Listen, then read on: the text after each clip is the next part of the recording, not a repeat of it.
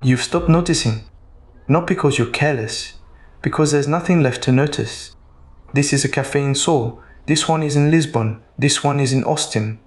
Same tiles, same bulbs, same plant, same wood. Something flattened, and it happened everywhere at once. In 2012, one fashion house dropped the serif from its logo. Within 6 years, almost all of them had. Today, 74% of all cars sold on Earth are white, black, or grey. Everyone assumes this is corporations getting boring. It isn't. It's something far stranger, and you're part of it.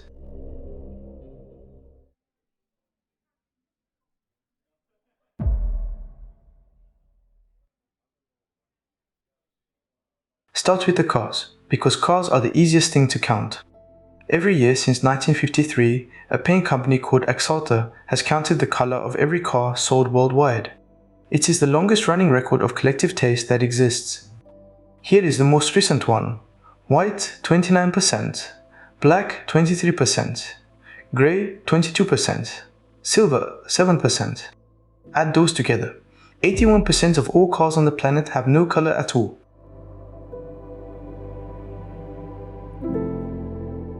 Blue is the most popular actual color, at 6%. Red is under 5%.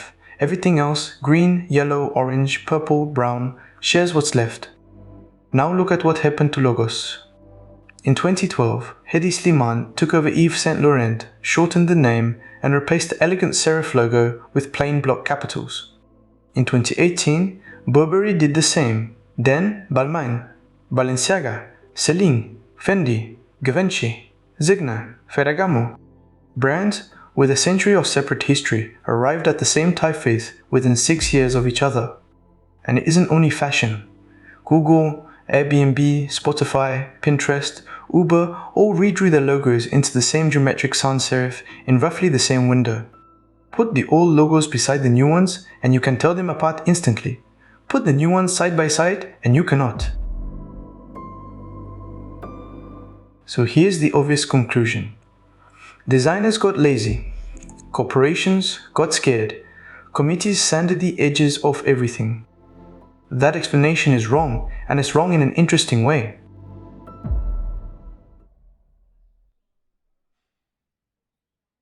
The Burberry logo, the flat one, the one people call lazy, was designed by Peter Saville. Saville is the man who designed the cover of Joy Division's Unknown Pleasures. The Radio Pulse image on 1,000,000 t-shirts. He is one of the most celebrated graphic designers alive. He was not being lazy, he was solving a problem you've never had to think about. Hold a serif at the size of a phone app icon. Those thin decorative strokes are, at that scale, less than 1 pixel wide. They don't render, they turn to mush or they disappear. A logo used to live on a shopfront, a carrier bag, a magazine spread. Now it mostly lives at 32 pixels square, on a screen, in a circle, next to 40 others. Nobody chose minimalism. They chose legibility, and legibility at that size means dropping the serif. Do the same for the cars. White and grey hold their resale value best. Dealers know this, so dealers order them. What's on the lot is what you can buy today. So that's what you buy. Nobody sat in a meeting and decided the world should be beige. Every individual decision was locally correct. Which raises the actual question. If every decision was reasonable, why did they all arrive in the same place?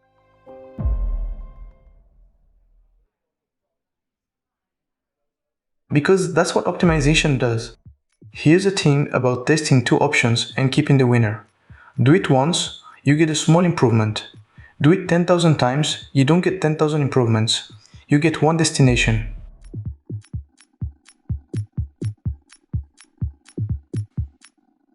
Every company running experiments is running them on roughly the same population. Same phones, same screen sizes, same attention, same eyes, same inputs, same test, same answer. Optimization doesn't produce variety, it eliminates it. Every step toward better is a step away from different, because different is by definition not the average. And the thing they're all optimizing toward is you. The test that killed the serif measured whether you could read it. The paint order that filled the lot with grey cars measured what you'd buy. The café that looks like every other café looks that way because those photographs made you click. This is the part people get backwards. The sameness wasn't imposed on you from above. It was measured off you and handed back. It's not a conspiracy, it's a mirror. And for most of history, that mirror was slow and blurry. A brand learned what worked over years, from sales figures, guesswork, and instinct. Then it got fast.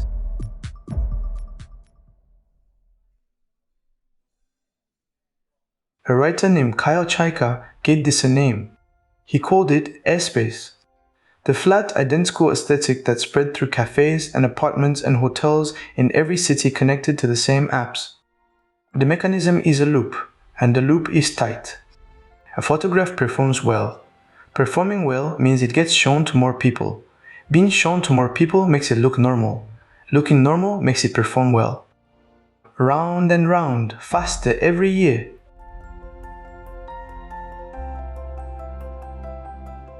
The loop doesn't reward the best room. It rewards the most photographable room. Those are not the same thing, and over enough cycles the difference stops existing. And you can't opt out by having better taste, because your taste is being formed inside the loop. You like the room because you've seen it 400 times. Familiarity is not a neutral feeling. Psychologists have measured it for decades. We prefer things simply for having seen them before.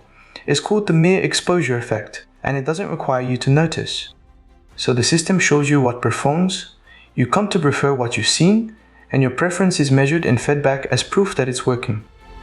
Which sounds like a trap with no exit.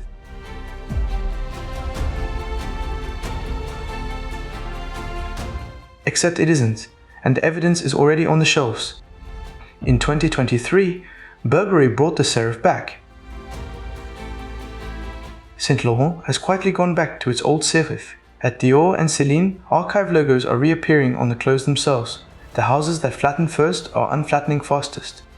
Not because anyone rediscovered good taste, because the sameness stopped working. That's the part worth holding on to. When everything looks the same, looking the same stops being an advantage. The optimization eats its own return. Difference becomes valuable again, not for aesthetic reasons, but for the same cold commercial reasons that destroyed it. The pendulum isn't taste. It's arithmetic. So here's what I'd leave you with, and it's less comfortable than the last thing I told you. The last time I made one of these, I said what happened to your attention wasn't your fault. This one is. Every one of these decisions was optimized for someone. You picked the white car because you were thinking about resale. You booked the apartment because it looked like the photographs. You walked into the cafe that looked like the cafe you liked. None of that was wrong. All of it was measured. The system didn't flatten the world. It asked several billion people what they wanted, and we all said roughly the same thing.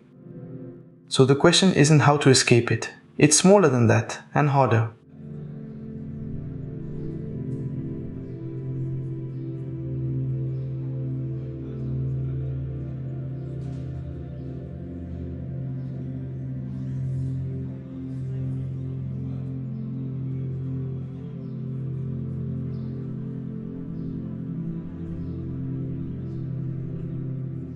When was the last time you chose something that looked like nothing else?